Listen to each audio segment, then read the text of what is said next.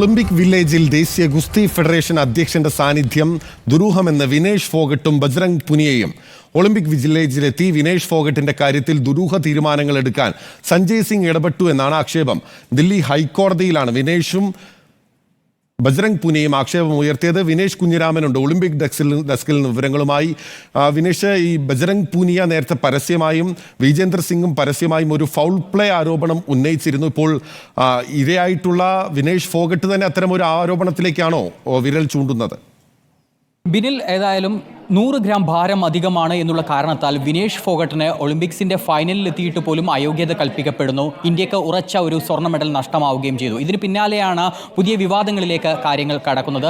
നേരത്തെ തന്നെ ദില്ലി ഹൈക്കോടതിയിലുള്ള ഒരു ഹർജിയാണ്. മറ്റൊന്നുമല്ല, 2023 ഡിസംബറിൽ സസ്പെൻഡ് ചെയ്യപ്പെട്ട ഈ ഗുസ്തി ഫെഡറേഷൻ ഓഫ് ഇന്ത്യയുടെ കമ്മിറ്റി ഇപ്പോഴും പ്രവർത്തിക്കുന്നു. അതിൻ്റെ പ്രസിഡന്റ് ഇപ്പോഴും പ്രവർത്തിക്കുന്നുണ്ട് എന്ന് ആക്ഷേപിച്ചുകൊണ്ട് പുതിയ കമ്മിറ്റിയെ തെരഞ്ഞെടുക്കണമെന്ന് ആവശ്യപ്പെട്ടുകൊണ്ടുള്ള ഹർജി നേരത്തെ തന്നെ ഹൈക്കോടതിയിൽ ഉള്ളതാണ്. അതിലെ വാദം നടന്നുകൊണ്ടേയിരിക്കുകയായിരുന്നു. മെയ് 24 ഇതിൻ്റെ വിധി പറയുമെന്ന് പറഞ്ഞിരുന്നതാണ് നേരത്തെ. പക്ഷേ ഇതുവരെ അത് ഉണ്ടായിട്ടില്ല. ഇപ്പോൾ ഇന്ന് ആ കേസ് വാദത്തിന് എടുത്തിരുന്നു. അവിടെയാണ് വിനേഷ് ഫോഗട്ടിൻ്റെ അഭിഭാഷകൻ കൃത്യമായിട്ടുള്ള ആരോപണങ്ങൾ ഉന്നയിക്കുന്നത്. രാഹുൽ മെഹ്റ പറയുന്നത് ഇപ്പോഴിതാ ഇന്ത്യക്ക് ഒരു സ്വർണ്ണ മെഡൽ നഷ്ടമായിരിക്കുകയാണ്. പെട്ടെന്ന് തന്നെ ഇനിയെങ്കിലും ഒരു തീരുമാനം എടുത്തേ മതിയാകൂ. ഇപ്പോഴും സഞ്ജയ് സിംഗ്, ഈ ഒളിമ്പിക് ഫെഡറേഷൻ ഓഫ് ഇന്ത്യയുടെ അധ്യക്ഷനായിട്ടുള്ള സഞ്ജയ് സിംഗ് ഇപ്പോഴും തീരുമാനങ്ങൾ എടുക്കുകയാണ്. നേരത്തെ 2023 ഡിസംബറിൽ തന്നെ സസ്പെൻഡ് ചെയ്യപ്പെട്ടതാണല്ലോ ആ ഒരു എക്സിക്യൂട്ടീവ് കമ്മിറ്റി. എന്നിട്ടും ഇപ്പോൾ പാരീസിലെ ഗെയിംസ് വില്ലേജിൽ അദ്ദേഹം എത്തുന്നു. അവിടെ അനധികൃതമായി തീരുമാനമെടുക്കാൻ അധികാരമില്ല. അതുകൊണ്ട് തന്നെ അനധികൃതമായിട്ടുള്ള തീരുമാനങ്ങളാണ് എടുക്കുന്നത്.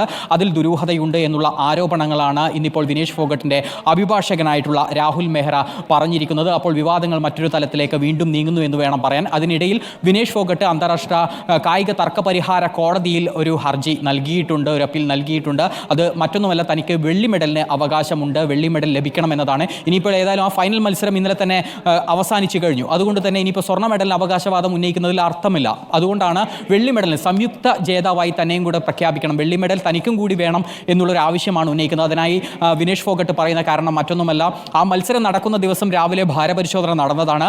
ആ ഭാരപരിശോധനയിൽ താൻ വിജയിച്ചിട്ടുണ്ട്. നിശ്ചിത ഭാരത്തിൽ തന്നെയാണ് സെമി ഫൈനൽ വരെയുള്ള മത്സരങ്ങൾ. ആദ്യ മത്സരത്തിൽ ജപ്പാന്റെ ലോക ചാമ്പ്യനെ പരാജയപ്പെടുത്തിയതും പിന്നീട് യുക്രൈൻ താരത്തെ പരാജയപ്പെടുത്തിയതും ക്യൂബൻ താരത്തെ പരാജയപ്പെടുത്തിയതും ഒക്കെ നിശ്ചിത ഭാരത്തിന് ഉള്ളിൽ നിന്നുകൊണ്ട് തന്നെയാണ്. 50 കിലോയ്ക്ക് മുകളിൽ ഉണ്ടായിരുന്നില്ല. ആ ഭാരപരിശോധനയിൽ താൻ വിജയിച്ചതാണ്. അതുകൊണ്ട് തന്നെ ആ മത്സരങ്ങളിലൊക്കെ താൻ എല്ലാ ക്രമങ്ങളും പാലിച്ചാണ് മത്സരിച്ചിട്ടുള്ളത്. അതുകൊണ്ട് വെള്ളി മെഡലിനെങ്കിലും അർഹതയുണ്ട് എന്നുള്ളൊരു അവകാശവാദമാണ് ഇപ്പോൾ വിനേഷ് ഫോഗട്ട് ഉന്നയിച്ചിരിക്കുന്നത്. ഏതായാലും അക്കാര്യത്തിൽ ഇന്ന് തന്നെ ഒരു തീരുമാനമെടുക്കുകയും ചെയ്യും.